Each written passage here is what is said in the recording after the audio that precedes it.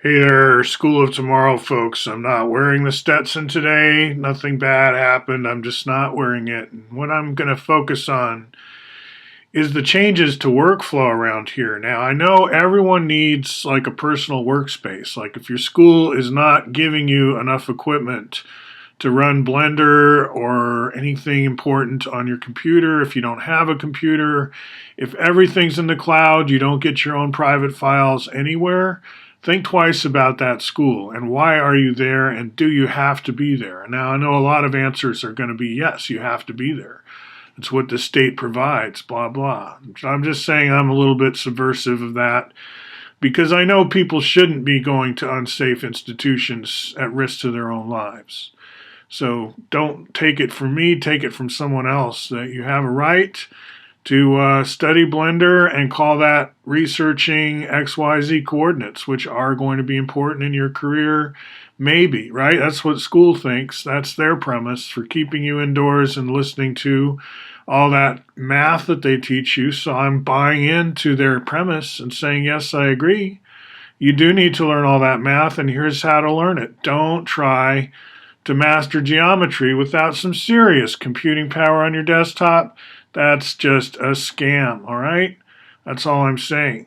So I don't know why these YouTube videos aren't popping up because I am running this in localhost, right? It's only like GitHub that skimps on that. So let's see if I can bring it up exactly. These are the gurus who know Blender really well, including Blender Guru, who I'm enjoying very much, based in Australia, a guy named Andrew, right? But I'm starting from a different place than most Blender users. Rather than coming from any artistic ability in the drawing department, I come here as a Python programmer and just getting these 12 around 1 CCP balls to appear in an XYZ system, starting with quadratic coordinates in the back end written in Python. I'm like at the end of my journey here. It's like my train has reached the station and everyone else is like, well, this isn't even starting yet. What about textures? What about sculptures? What about animations? Yeah, I'm doing all that, but slowly and ploddingly because I'm 62 and I've not used Blender before. You'd think I would have, but no, I've checked it out in the past and it looked too crazy. And so I got to teach kids some of this 3D graphic stuff at a private Catholic school nearby, and that opened my eyes to what you could do in the cloud, which was not actually very satisfying because none of the software looked pretty good, but the internet connection wasn't that good. Plus, I was getting a lot of flack from the librarian at that school for some reason. It wasn't my idea to use the library. That's not an administrative matter that I was in charge of.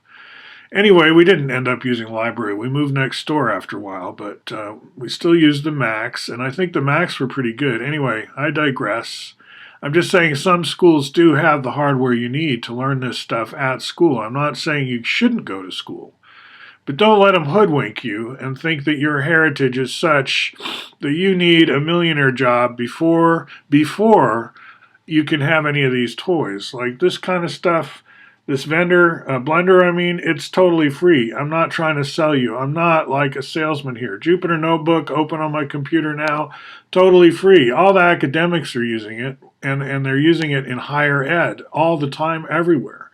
So that they wouldn't let you have this in high school is just a joke, right? So Jupyter Notebook for high school or whatever, right? It could be rebranded. It could be a different technology. When I say Jupyter Notebook, I don't actually mean just Jupyter Notebook. I know that Google has Colab. I know all this other things are out there. I just say Jupyter Notebook because it's expedient and memorable. Jupyter for Julia, PY for Python, and R, right? Julia, Python, R. I'm looking at all of those these days, as I said in my last video.